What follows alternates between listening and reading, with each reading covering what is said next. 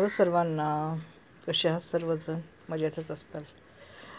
एखादी गोष्ट घडल्याच्या नंतर त्याच्या ज्या ज्या वेदना असतात त्या घरातल्या लोकांनाच माहिती असतात, नाही का? जवळच्या परिवारातल्या लोकांनाच माहिती आहे, जे आपल्या घरात राहतात त्यांनाच माहिती असतात. दुसऱ्याला सांगून काय फायदा आहे, नाही का? तर एखादी व्यक्ती अतोनात त्रास देते आणि तिच्या त्रासामुळं घरातली सर्व लोक डिस्टर्ब होतात. त्यांना त्रास सहन करावा लागतो हकनाक. आणि त्रास देणारी व्यक्ती आपली मस्त मजेत खुश असते की हा मी ह्यांना खूप त्रास दिला, माझं हे काही वाकडं करणार आहेत. तर अशा भ्रमात राहू नका. वरचा आहे ना करता करविता, तो सर्व पाहत असतो. त्याने वेळ दिलेली आहे.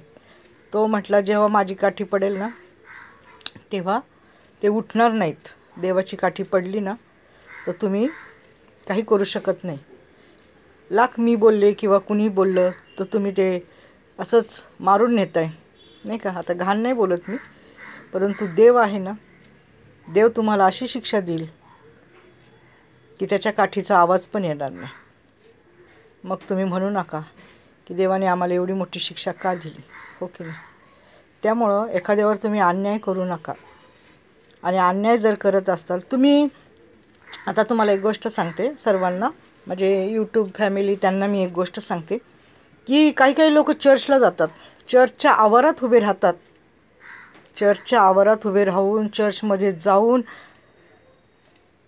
ते देवाच्या विरुद्ध कार्य करतात. देवाला सहन होणार नाही असं करतात, भयानक.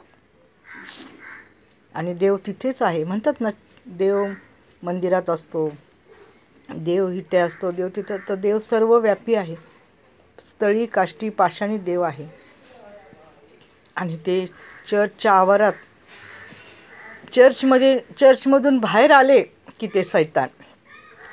2 तास ते चर्चमध्ये बसलेले असतात तरी पण त्यांच्या मनात, डोक्यात सैतान कार्य करत असतं. सैतानाने त्यांना पूर्ण वेढून टाकलेले. तेव्हा तर ते सुधरत नाहीत, त्यांना मार्ग सापडत नाही, माहिती?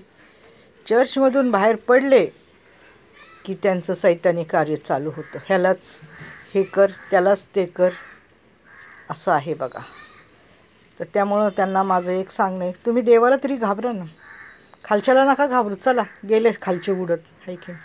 पण तुम्ही जिथे जाता, ज्या देवाची तुम्ही प्रार्थना करता, ज्या देवाला तुम्ही मानता भजता, तो तरी तुम्हाला सगळं पाहत आहे का? तो बी गेला उडत तुम्हाला. म्हणजे तुम्ही माणूस आहात का काय आहात? का देवापेक्षा श्रेष्ठ आहात तुम्ही? मला तर वाटतं ही लोक ना देवापेक्षा श्रेष्ठ असतील किंवा हे सैतानासारखे असतील, सैतानी वृत्तीचे असतील, तेव्हाच ते असं कार्य करतात. कारण ते चर्चमधून बाहेर आले की त्यांच्यामध्ये सैतान जागा होतो, माहिती आहे का? असू द्या, मी म्हणत नाही, प्रत्येकाच्या हृदयात सैतान हा असतो. 2 आत्मे असतात, एक चांगला आणि एक वाईट. नेहमी आपल्याला चांगल्या वाईट अशी लढाई करायची असते. परंतु कधी कधी आपलं एक म्हणत असतं अरे नको करू, एक म्हणत असतं कर कर, कोणाला घाबरतो, कर, कोण काय करणार आहे. तर ते वाईट मन असतं, माहिती आहे का? असं आहे बघा. धन्यवाद. पण तो तुम्ही देवाला घाबरा. खालचे वरचे सगळे काय म्हणतात ना, इकडले तिकडले सगळे गेले उडत, पण तुम्ही देवाला तरी घाबरा. कारण तुम्ही देवाच्या मंदिरात जाता आणि देवाच्या सानिध्यात बसता. मग तुमचं ऐकून, मग तुमचं बायबल वाचून आणि तुमची गाणी म्हणून काय फायदा आहे? तुम्ही 1 मिनिट पण जर देवाच्या सानिध्यात राहू शकत नाही तर तुमचं चर्चला जाणं हे व्यर्थ आहे. धन्यवाद.